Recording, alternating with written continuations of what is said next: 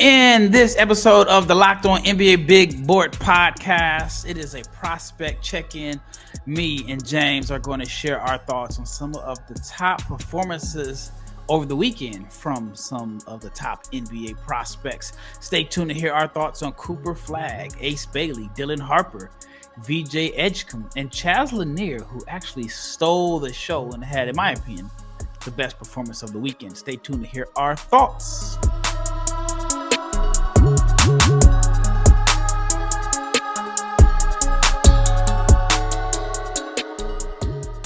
Big shout out to each and every person that has made the Locked On NBA Big Board Podcast your first listen of the day. I'm your host, Rafael Barlowe, along with my brother, James Barlowe. And I want to let you know that this episode is brought to you by Game Time. Download the Game Time app, create an account, use the code Locked On NBA for $20 off your first purchase.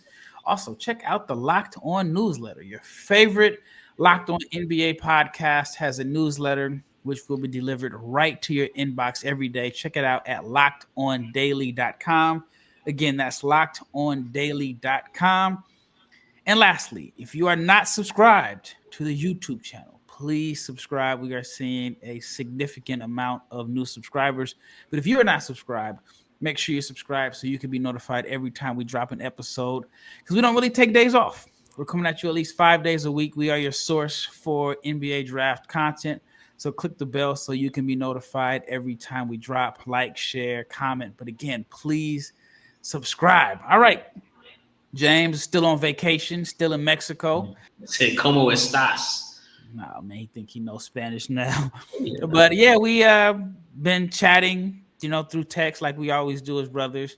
And we're going to talk about some of the top performances for the weekend. Over the weekend, because even though James is in Mexico, I've been seeing his posts and pictures. He's on the beach with his feet up. He still has been watching basketball. Now his wife may be a little mad, but oh well, this is what we do. We love the game. We love the game. So I'm not going to hold him too long, but let's start off with Cooper Flagg. Flagg had another strong performance in a matchup against a ranked opponent.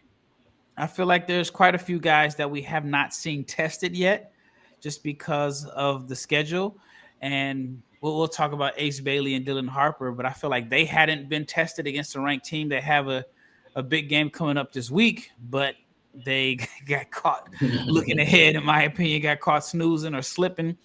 But Cooper Flagg played against Arizona, a rare game where you see Duke going on the road to Arizona. I think they said they hadn't played since like the 80s, but Flagg had 24 points, 6 rebounds, 3 assists.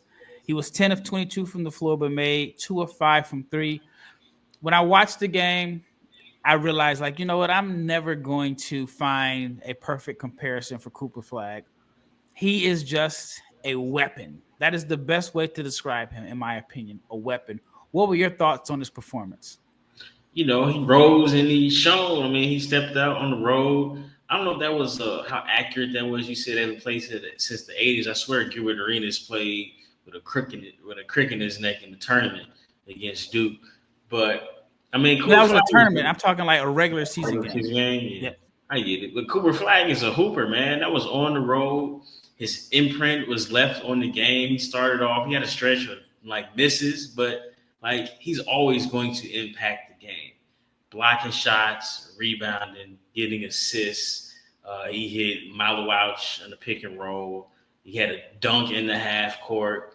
The jump shot, the numbers don't look good, but he might be the misses look good. Every miss that he had looked good, and you saw him knock down the big three late in the second half. I mean, he had to catch and shoot mid-range. I'm just buying Cooper Flagg as a wing. I know people are still on the fence, but y'all come around to what I'm seeing. But, he's just a player, Greg. I mean, what else can you say about Cooper Flagg? This is why I wasn't worried about the Wofford game where he only had 8, because, when the lights come on, he is going to impact the game. Yeah, I don't even think you can just label him as a wing. He can play the 3 or the 4. I think he's more of a weapon at the 4 because he is a player that – he's just a mismatch, and I think he has more advantages at the 4 in a sense, even though, depending on how you look at it, 3s and 4s are pretty interchangeable. But what I love about Cooper Flagg is, and it may sound like I'm being cliche here, but I love the mental toughness. I love the fact that he's 17 years old. He knows he's the target. He knows he's the one that everybody has the games circled on their calendar. Guys are trying to make a name for themselves because they know scouts are going to be out there, and he rises to the occasion. I'm 17. Yeah, you may be a 24-year-old senior. You're too small for me. I'm going to take you to the block. I'm going to post you up. If you put a big on him, like there was a play where he had Henry Visar isolated, not necessarily the top of the key, but in space, called for a screen, got a screen, went by him, dunked. I mean, he is a matchup problem that I think teams are going to have a hard time stopping. And no, the offense isn't like 100% fluid in a sense. It may not be the prettiest. It's not ugly. I mean, I think like some people wanted, like a Michael Beasley, Kevin Durant, or that type of production on offense where they're just natural scorers. I'm not saying Cooper isn't a natural scorer. I just think he impacts the game and he is a weapon. That is the only way I can describe him. A weapon. Yeah. Handle the ball, check. Post you up, check.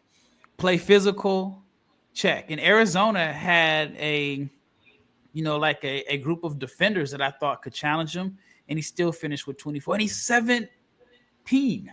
And see, and that's why, people were looking at me crazy when I said there's like some Kawhi Leonard. Like, Kawhi has the perfect balance of bully and beat you off the dribble. Now, is Cooper the mid-range shooter that Kawhi is? Obviously not. But Kawhi wasn't.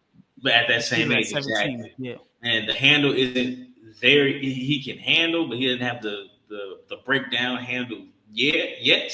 But like I said, Ralph, he knows that, okay, when it's time to go get a bucket, I'm going to go where you can't stop me. And if you put a wing on me, if you put a big on me, I'm going to go by him. If you put a wing on me, I'm going to post him up. And it's like he's not unstoppable, but he is an effective scorer at 17 years old. Yeah, I like guys that have natural feel as like inside players because it comes with a level of toughness, and I like the fact that he can exploit mismatches. All right, let's switch to Kon Knueppel. His teammate, I think Kon has struggled in a sense. I feel like he had a lot of buzz coming into the season. There's a lot of chatter about he could possibly be Duke's leading scorer. I mean, it's still early, but Flagg is leading the team in every statistical category. And Knueppel is a guy, when his feet are set, he can shoot. But I do feel like against some athletic defenders that can run him off the line, you can cut his water off. And I felt like Arizona at times showed that if his feet aren't set, that he can struggle. And it's weird because on one hand, he's more than a shooter, right? He's not a guy that can only shoot. He can do some other things with the ball, but it is matchup based. And I think against really good athletes, he's going to struggle at the rim. I know he can finish and make athletic plays at the rim, but he needs a runway. He doesn't have that quick twitch, bounce to where he can elevate in tight spaces. But he got a few of his shots blocked, and he's really struggled outside of the three-point line and finishing at the rim. He's at below 50% on finishing at the rim. Any concerns about his struggles? Yes. I tweeted before the season started, what are you, to my followers, to whoever. I don't see what everybody sees in Kon Knueppel. Again, the shooting, obviously, he has a burner. He sets his feet, the ball's I feel like it's going to go in every time. But what are you going to do when we chase you off the line? And he's not a great athlete. Now, he's strong and he's physical, but you put athletes on him and you see what's happening. And in the two opportunities that we've seen Duke play high major teams we expect to be in the tournament, teams with grown men on them, he has struggled. So that's my concern with Kon. It's like, okay, we're going to chase you off the line. What can you do? And you see the athleticism, it drops. Like he doesn't have a physical advantage anymore when you have like stellar athletes on him. So like, I don't have him in my lottery. I didn't have him in my lottery before this. And I think you had him, eighth, Ralph? Yeah. Last mock? Yeah, it's early, but for right now, he's just a shooter. And again, I get it. Shooting is a premium in the NBA, but when we chase him off the line, what else am I going to get? And he's shown flashes of being able to like put the ball in the ground. Maybe he's better in NBA spacing, but I'm chasing him off the line every single time, and I don't know what he's gonna do. Yeah, I think you could chase him off the line, and if he has a smaller defender on him, he can use his strength to advantage. But I think if you put like an athlete on him and eliminate the strength advantage that he's had, throughout high school and against some of the weaker opponents, then I think you can, like I said, cut his water off a little bit. All right, when we return, we are going to talk about Ace Bailey and Dylan Harper. Mixed reviews as Rutgers lost to Kennesaw State. But before we get into the Rutgers duel, let's talk about our new sponsor, which is Skims. So it's the holiday season, and I've been seeing that there are quite a few ads for different underwear companies as women or wives, I should say, are buying underwear for their husbands. So I decided to do a few reviews, and one of the reviews that I saw from Skims is pretty impressive. Check it out. All my fellow dads out there can probably relate to this. Our underwear drawers haven't had a good update in quite some time. I was always partial to something simple and classic when it came to my underwear, so I was never sure what I was doing when it was time to replace my old pairs with something new. Then I tried Skims Cotton 3 boxer briefs, and it is everything I loved about my classic boxers, but honestly better. They're the perfect weight, they're the perfect classic cotton feel, and the design is nice and simple how I like it. From now, this dad is going with Skims. And if you want to have a similar experience, shop Skims Men's at skims.com/lockedonnba. Let them know that we sent you. After you place an order, select podcast in the survey and select our show in the drop-down menu that follows. And if you're looking for the perfect gifts for the whole family, Skims just launched their biggest holiday shop ever. Also available at skims.com/lockedonnba.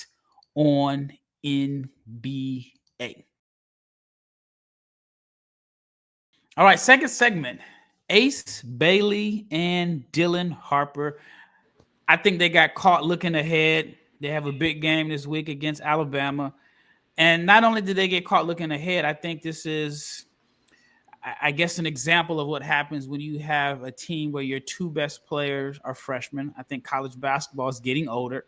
I've talked to some college coaches about like different players, international players and prospects, and only thing they really care about is, are they 22 or older, transfer portal? And it's almost like if you're not a top 100 high school guy, then you're kind of being overlooked. So with that being said, I do think it's going to be difficult for Rutgers with a team that is led by two freshmen to, the Big Ten is tough to make a deep run.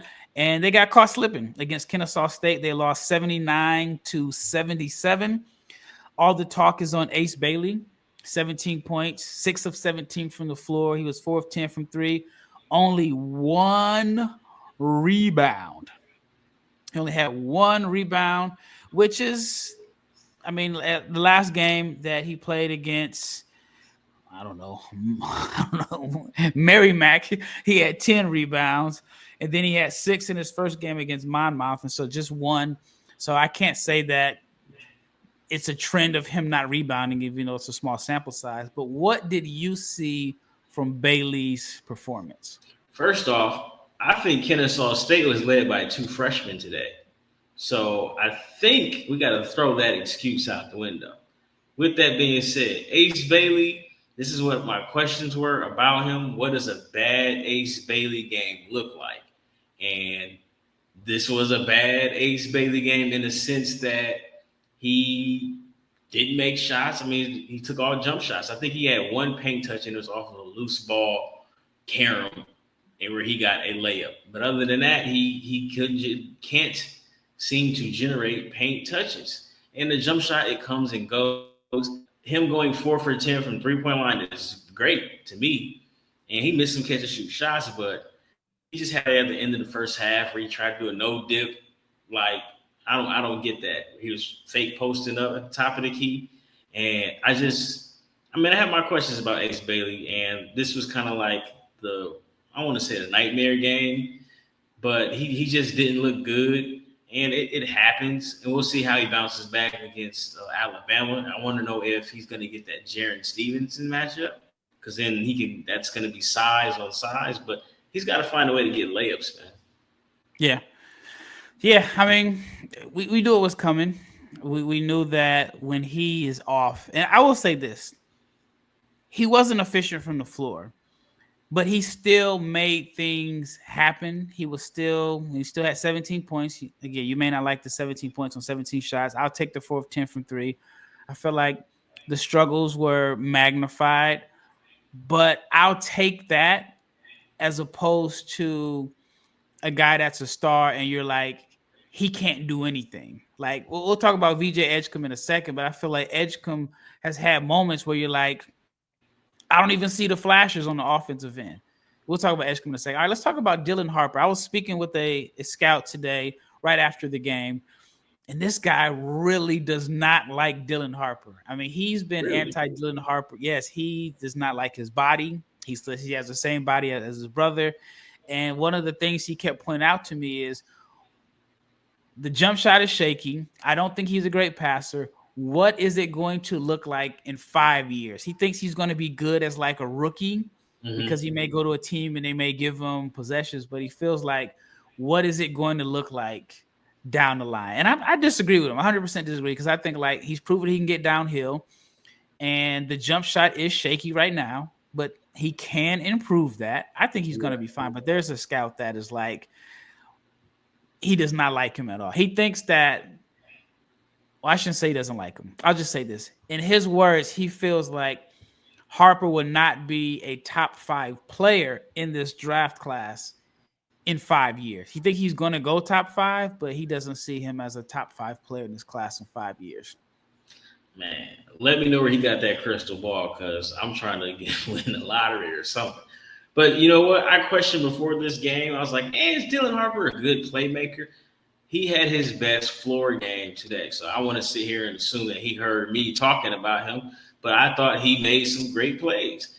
That was some good plays. He made plays that he needed to make. Again, you can't really keep him from getting downhill.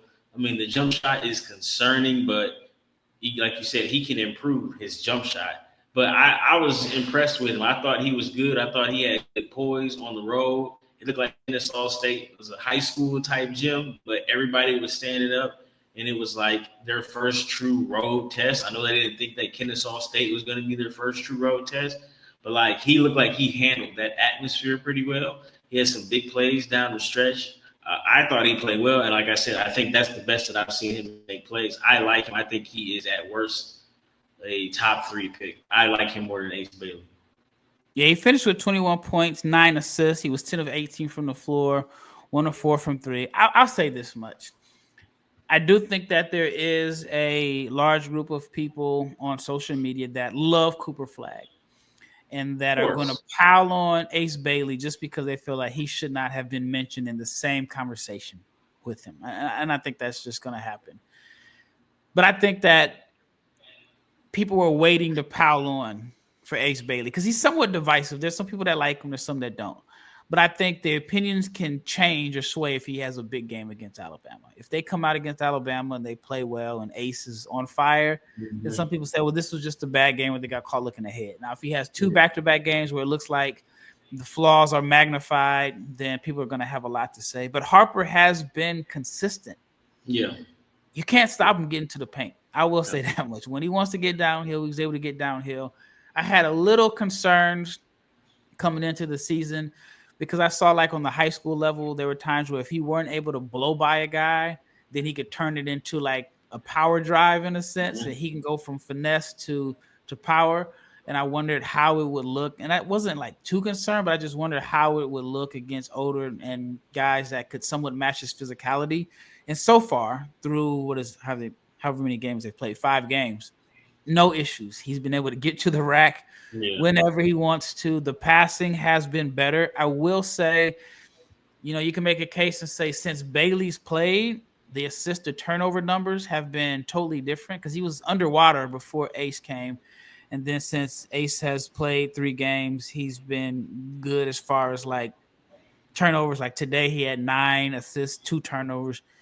you'll take that any Absolutely. day, especially on a Sunday. All right, when we return, I want to talk about VJ Edgecombe on paper. It looked like Edgecombe had a good game, but I wasn't fully impressed. Then we got to talk about Chaz Lanier, who stole the show. And then Derik Queen and Hunter Sallis also had strong performances. But let's talk about FanDuel. Get ready to tackle the NFL action with FanDuel, which is America's #1 sports book. And right now, new customers can bet $5 and get $150 in bonus bets if you win. The FanDuel Sportsbook app gives you everything you need to place live bets from the NFL, and it is all in one place. So when you get a hunch in the middle of the game, you can check out the latest stats, view live play-by-play, so much more. And it is on the same page where you place your bets. Just visit FanDuel.com to join today. You'll get started with $150 in bonus bets if you win your first bet. That is FanDuel.com. And never waste a hunch and make every moment more with FanDuel, the official sports book partner of the NFL. And I want to talk to you about my favorite app when it comes to purchasing tickets, because I know I plan on going to quite a few games this year to scout. And if I don't have a credential, then I'm going to the Game Time app. And Game Time is not only for sporting events, they have tickets to concerts, comedy, theaters, plays, and more.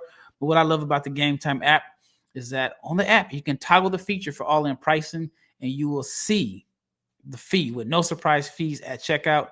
And you also get a panoramic view of your seat in the app before you buy. If you find a ticket that's cheaper, Game Time will credit you 110% of the difference, and your purchase is covered with the most flexible customer service policy in the ticketing industry. So take the guesswork out of buying tickets. Go to Game Time or download the Game Time app, create an account, use the code LOCKEDONNBA for $20 off your first purchase. Terms apply.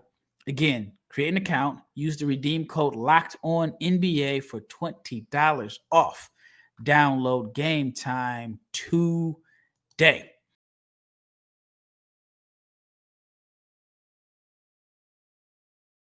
All right, VJ Edgecombe. Edgecombe came into the season with a lot of fanfare, projected top 5 pick. A lot of scouts and people that I talked to were in love with his game. I jokingly mentioned there's nothing he could do after the way that he performed in the FIBA. Well, I shouldn't say nothing. I'll just say this. I knew that he would have a difficult time like duplicating what he did at the FIBA qualifiers, 2024 Olympic qualifiers, where he averaged like 16 points a game, shot 38% from three, playing with a team with pros. We talked about that before. And I felt like his stock was so high that there were even some people that thought he had an outside chance of being the #1 pick. Well, he's really struggled this season. He had the struggle game against Gonzaga where he had like 4 points. Then he had another inefficient game against Arkansas. Then he sandwiched it with 2 solid performances, but it was against Sam Houston State and Tarleton. And then he had another matchup against Tennessee. Now, when you look at the stats, if you just look at the stats, you say, okay. And I've seen people posting the stats, like there's so many guys, all they do is just post the stats on Twitter.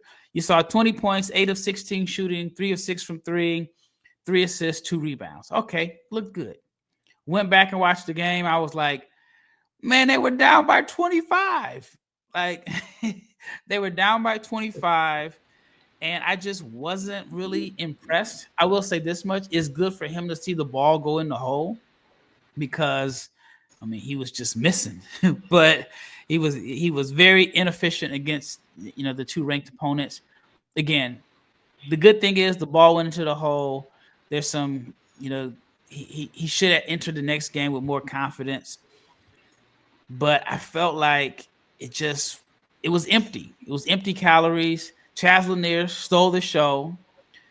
And I'm impressed with Edgecombe's blocks, defense. But you have a comparison that you told me about. I'm going to put you on the spot. I don't know if you want to make it public, but I'm putting you on the spot right now because you're my brother. So who is your comparison? Maybe it is a good. I have a question. What if VJ Edgecombe is Lonnie Walker the fourth? Athleticism, check. Shot creation, shooting, Flashes. flashes. There you go. Shooting flashes. I mean, I don't know. When I watch Edgecombe play, he has no counter moves, like zero. His court vision, he is averaging 3.5 assists, but those are ball moving assists, and there's nothing wrong with moving the ball. But when he puts the ball on the ground, he doesn't see anything. He doesn't see the second line of defense. He doesn't see teammates in the corners. He's been disappointing, man. I know we talked about, man, his stock was so high going into the season and whatnot, but I think his stock is taking a dip. And right now, I think, again, it's super early, but if you have him in your top 10, I think a lot of that is because of the hype that he had going into it, because he hasn't looked like a top 10 pick thus far. I think the shooting will be fine because the mechanic, again, he's Lonnie Walker, you just kind of never know. But he shows flash, able to catch athleticism off the charts. Defense looks really good. But like you said, I watched the game and I'm like, man, he didn't get his first bucket till they was down like 20. And it's like he can't create his own shot. He looking funny in the light, Ralph. What can I say? Yeah, there was a couple plays that I thought if he could just do this consistently, it would help him a lot. I think his first bucket, it was like a play where they ran a ball screen. He went left. And the first step is lethal. Now, he does have a quick first step, but he's just too straight up. I think he negates some of his own quickness by being straight up. And I don't think he takes a good angle. Who else is also straight up going to the basket with no clear runway? Ace Bailey. Lonnie Walker. Oh, I thought you were going to say Ace. Nah. Yeah, so I think that if he got lower, and I talked about it before, got lower, initiated contact, but he's really just straight line. And if you beat him to the spot, then it's going to be a stop and pop. So I do think the offensive creativity is limited, and I think that he's such a phenomenal athlete. Some of the stuff that he was able to get away with on the high school level, we're not seeing the same ability to turn those in the buckets on the college level. But again, the numbers looked good. If you just looked at the raw stats, you thought he had a good game. But he was not the best prospect on the floor. That goes to Chaz Lanier, who was shooter. But he was on fire. I want to say, I know he had like 25 at halftime. And at one point, I was trying to watch the game to see, like, all right, is Baylor going to catch him? Who's going to have more points at halftime, him or Baylor? I think he made like his first 7 of 8 threes. And then there was a play where Edgecombe overplayed, caught him slipping for the backdoor cut. Lanier was a player that I liked last year. I didn't think he was going to get drafted just because I felt like the buzz was a little late. But I thought, and it just probably made more sense for him financially to go into the portal, go to a big school. He's not replacing Dalton Connect's performance at all. But, I mean, that's big shoes to fill. But he looked really, really good. And he just looks so much bigger than he was last year. He looks like he's on swole. He looks like and that's part of, I know you laugh at, he looks like you laugh at like Gilbert Arenas comparison, but he's got like the wide shoulders like Gilbert does too. But I mean, he can flat out shoot the basketball. He's gonna get the opportunity for sure, I think, at the NBA level. Yeah, no, definitely. I definitely think he made a name for himself. I mean, he hit that heat check shot where it was like feet on the logo, off the dribble. Then there was a play where he got a switch on a big, hit him with the crossover, got around him. So he had 25 points, but it wasn't just all threes. Like I said, he had a backdoor cut. He had a play where he took advantage of a big and got to the basket. Lanier has, I mean, we're talking about a guy that has over like 100 and something games of college experience, and he's a 40% shooter from three. So you know what you're getting from him. All right, let's switch it up to your boy, Derik Queen. Listen, Ralph, he had the most impressive performance of the weekend. Over Chaz Lanier? Yeah, I think so. I mean, like, Lanier had okay, 25 at the half, if I'm not I mistaken. get Chaz is cold, right? But Derik Queen, to me, had the most impressive performance because he did everything. And remember, we had talked about he had the 2020 game. You were like, could he top that? I think this performance against Villanova, again, they're struggling right now, but it's still Villanova. I think this performance topped it, Rob. He showed you grab and go. He showed you turnaround jumper. He showed you mid-range jumper. He had 5 assists, which is going to translate because in the short roll, he has vision to hit guys. Like he had a dunk in the half court where he beat a man off the dribble, off the rip through, and dunked. Like Derik Queen is cold. I have him in my top 10. I've been a Derik Queen fan going into this draft, and I'm still here. I don't know how. Like I mean, like he's the best big in the draft, if you want to be honest. Now, you want to say that Maluach may have more upside because he's younger and he did hit a 3 last game. Like that's cool, but no other big has as many tools as Derik Queen does in this draft. No. The thing about that is it's crazy because Queen is way more skilled than Maluach. He's older too. Maluach is just 7'2", 250, Yes. and he has, at the very minimum, a defined role as a play finisher, rim protector, low usage guy that you can put on the floor next to anyone else. I think some of the concerns with Queen is he's a guy that may need touches. And that's just how weird the NBA is. Sometimes the low maintenance guy, not saying he's high maintenance, but like the low touch guy that will score just 10 points without a play ran for him has more value than the super skilled guy that can face up, post up, handle the ball, and pass. So I think it's going to be an acquired taste, but I do think that teams are going to value the size and the rim protection of Maluach. Man, I get it, but like Queen is just a hooper. Like no, he's cold. However which way you want it, he can score and he can pass, and he's still getting you a block and a half a game. Yep. I just wish Duke and Maryland were in the ACC. They're in the same conference because we get to see that matchup a couple of times a year. All right, let's switch up to a player that is in the ACC that will play Duke a couple of times this year. He lit them up on like 11 of 13 shooting last year. Hunter Sallis. Hunter had his best performance of the season. What did you see out of Hunter? I wasn't surprised. Like Hunter can hoop, and it was only a matter of time before he got over the little hump that he was kind of struggling with. I know the 3-ball hasn't been falling like he wanted to. Yep. Like in the mid-range, he's deadly, man. And in the athleticism, it pops. I think the playmaking, he shows flashes, and then there are still opportunities for him to grow as a playmaker. But like, I still think he's going to be a first-round pick, and he will have opportunities. Now, again, those games against Duke this year are going to be big. Obviously, Duke, North Carolina, he's going to have opportunities again to, improve on his draft stock. But like, he can hoop, man.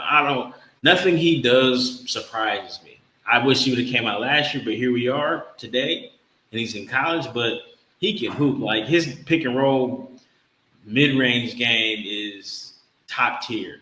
And like I said, once he starts finding guys like consistently, then I think you can buy him as a primary or secondary playmaker. But again, he's still growing into the role that he's in right now. Yeah, I think on the next level, he's going to be a combo guard. And I guess, if there was a place where you could show primary ball handling, it's in college. I guess I'd rather do it in college than in the G League. So, maybe the decision to return wasn't in vain. Well, that wraps up this episode of the Locked On NBA Big Board Podcast. Once again, thank you for making this your first listen of the day. Also, check out the Locked On newsletter. It is the one stop for ultimate team and league coverage delivered right to your inbox. So sign up for free now at lockedondaily.com. That's lockedondaily.com for the all new and free Locked On newsletter covering your favorite team. Once again, it's Rafael Barlowe with my brother James, who is live in Mexico, but he'll be back soon, and we are out of here.